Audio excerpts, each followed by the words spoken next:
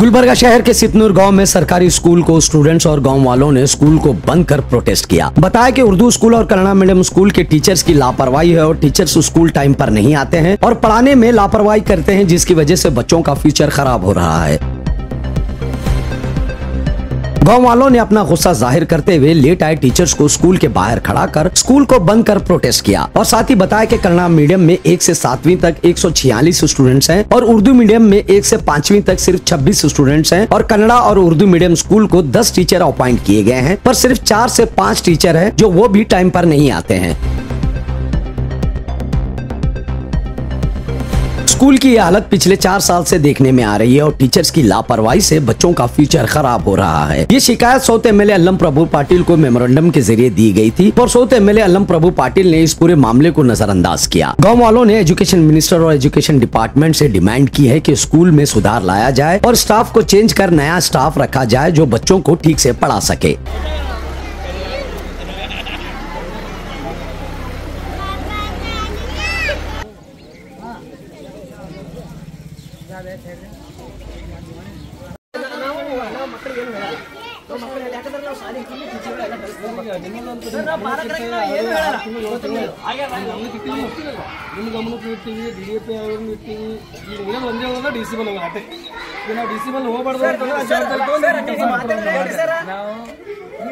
ನಮ್ ಕೈಲೇ ಇಲ್ಲ, ನಾವು ಮಾಡೋದಂದ್ರೆ ಏನ್ ಮಾತ್ರಿ ನಮ್ ಕೈಗಿಲ್ಲ. ನೀವು ಹೇಳ್ರಿ ಕೌನ್ಸಿಲಿಂಗ್ ಬಂದಾಗ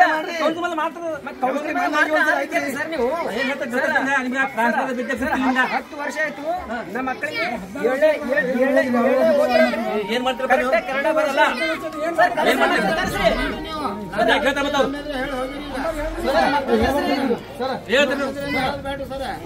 ಸ್ಕೂಲಿಗೆ ಹೋರಿ 7ನೇ ಕಲ್ತಿ 8ನೇ ಅಡ್ಮಿಷನ್ ಆಗ್ಯಾರ.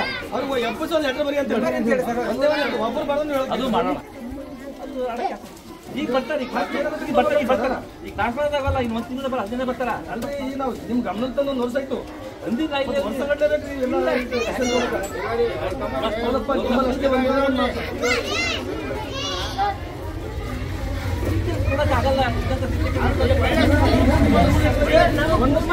ನಮ್ಮೂರಲ್ಲಿ ಪ್ರಾಥಮಿಕ ಶಾಲೆ ಇರೋದರಿಂದ ಇವತ್ತು ಹಳ್ಳಿ ಊರಲ್ಲಿ ಪ್ರಾಥಮಿಕ ಪ್ರೌಢಶಾಲೆ ಸರ್ಕಾರಿ ಸ್ಕೂಲಲ್ಲಿ ಗುಣಮಟ್ಟ ಶಿಕ್ಷಣ ಸಿಗ್ತಾ ಇಲ್ಲ.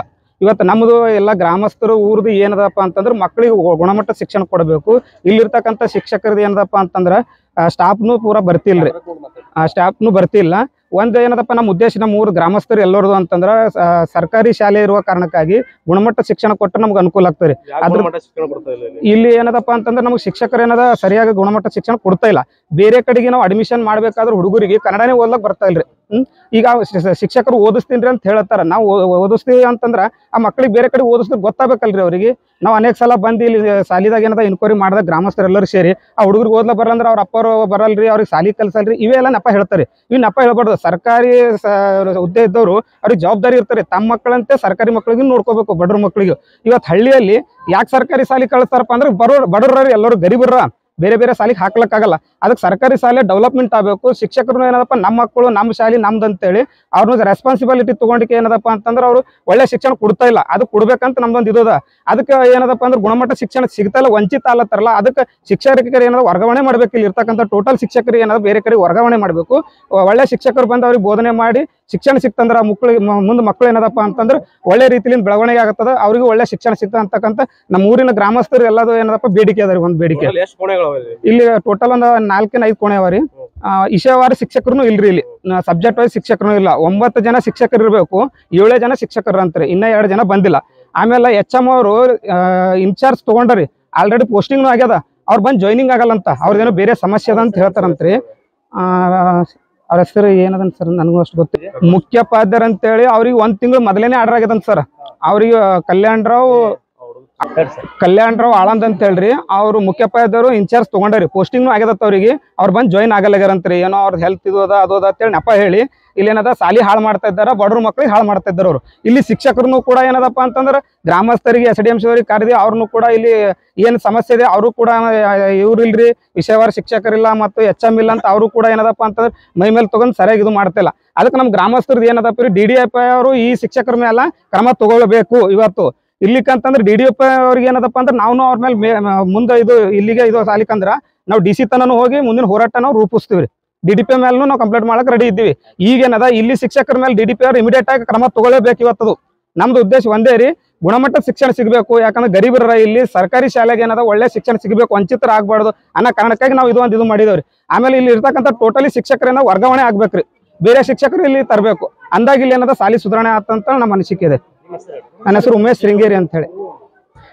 ಉರ್ದು ಒಂದ್ ನಿಮಿಷ ಇಲ್ಲಿ ಉರ್ದು ಸಾಲಿನೂ ಇದೆ ರೀ, ಕನ್ನಡ ಮತ್ತು ಉರ್ದು ಎರಡು ಕಾಂಬಿನೇಷನ್ ಇದೆ ರೀ. ಉರ್ದು ಶಾಲೆಯಲ್ಲಿನೂ ಕೂಡ ಏನದಪ್ಪ ಅಂತಂದ್ರೆ 6-7 ಅದ ರೀ. 27 ಜನ ಮಕ್ಕಳು ಇದ್ರು ಬಿ ಅಲ್ಲಿ HM ರೀ ಟೈಮಿನ ಪ್ರಕಾರ ಬರಲ್ಲ. ಅರ್ಧ ತಾಸು ಸರ್ಕಾರದ ಆದೇಶ ಏನದಂದ್ರ ಅರ್ಧ ತಾಸು ಮುಂಚಿತನೇ ಶಿಕ್ಷಕರು ಬರ್ಬೇಕಂತದ ರೀ. ಸಾಲಿಗೆ ಪ್ರೇಯರ್ದಾಗ ಇರ್ಬೇಕಂತದ, ಪ್ರೇಯರ್ನು ಕೂಡ ಮಾಡಿಸ್ಬೇಕಂತದ ರೀ. ಅರ್ಧ ತಾಸು ಲೇಟ್ ಆಗಿ ಬರ್ತಾರೆ ಅವ್ರು. ಬಂದ್ರಪ್ಲೆ ಏನದ ಸಿಗ್ನೇಚರ್ ಮಾಡಿ ಅವ್ರ ಡ್ಯೂಟಿ ಏನದ ಪಗಾರ ತೋರ್ಸಲಕ್ಕೆ ಇದು ಮಾಡ್ತಾರೆ. ಅಲ್ಲಿನೂ ಕೂಡ ಗುಣಮಟ್ಟದ ಶಿಕ್ಷಣ ಇಲ್ಲ, ಅಲ್ಲಿನೂ ಕರೆಕ್ಟ್ ಟೈಮಿಗೆ ಬರ್ತಾ ಇಲ್ಲ. ಅಲ್ಲೂ ಉರ್ದು ಶಾಲೆಯಲ್ಲಿನೂ ಕೂಡ ಸಮಸ್ಯೆ ಇದೆ. ಆ ಶಿಕ್ಷಕರನ್ನು ಕೂಡ ವರ್ಗಾವಣೆ ಮಾಡಿ ಬೇರೆ ಶಿಕ್ಷಕರಿಗೆ ನಮ್ಮ ಊರಿಗೆ ಏನದ ನಮ್ಮ ಶಾಲೆಗೆ ತರಬೇಕ್ರಿ. ನಮ್ಮ ಶಾಲೆ ಶಿಕ್ಷಣ ಗುಣಮಟ್ಟ ಬೆಳಿಬೇಕನ್ನೋದೇ ನಮ್ಮ ಊರ್ ಗ್ರಾಮಸ್ಥರದ್ದು ಒಂದು ಬೇಡಿಕೆ ಅದ. ಅದ್ರ ಸಂದೆ ನಾವೇನದಪ್ಪ ಅಂದ್ರೆ ಇವಾಗ ಶಾಲೆ ಬಂದ್ ಮಾಡಕ್ ಏನದ ಒಂದು ಇದು ಮಾಡಿದವ್ರು, ತೀರ್ಮಾನ ಮಾಡಿದ್ವಿ. 1 ವರ್ಷದಿಂದ ನಿರ್ಲಕ್ಷ್ಯ. ನಾವು ಅನೇಕ ಸಲ ಬಂದು ಇಲ್ಲಿ ಶಾಲಿದಾಗ ನಾವು ಟೀಚರ್ಸ್ಗೆ ಮತ್ತು ಸರ್ಗಳಿಗೆ ಶಿಕ್ಷಕರಿಗೆ ಎಲ್ಲರಿಗೆ ನಾವು ಚರ್ಚೆ ಮಾಡಿದವ್ರಿ. ಹೇಳಿದ್ರು ಬಿ ಇಲ್ರಿ ಆ ಮಕ್ಳು ಓದ್ತಾ ಇಲ್ಲ, ನಾವ್ ಏನ್ ಮಾಡ್ಬೇಕ್ರಿ ಅಂತಂದ್ರೆ ಇವ್ರ ರೆಸ್ಪಾನ್ಸಿಬಿಲಿಟಿ ಏನದ ಅನ್ನೋದು ಗೊತ್ತಾಗಬೇಕಲ್ರಿ ಜನರಿಗೆ. ಶಾಸಕರಿಗೆ ಹೇಳಿದವು, ಮತ್ತೆ ಸಂಬಂಧಪಟ್ಟ ಅಧಿಕಾರಿಗಳಿಗೂ ಹೇಳಿದವ್ರಿ. ಮತ್ತೆ BRC CRC ಅವ್ರ ಗಮನಕ್ಕೂ ಅದ ರೀ, DDP ಅವ್ರ ಗಮನಕ್ಕೂ ಅದ, ಮತ್ತೆ BO ಅವ್ರ ಗಮನಕ್ಕೂ ಅದ ರೀ.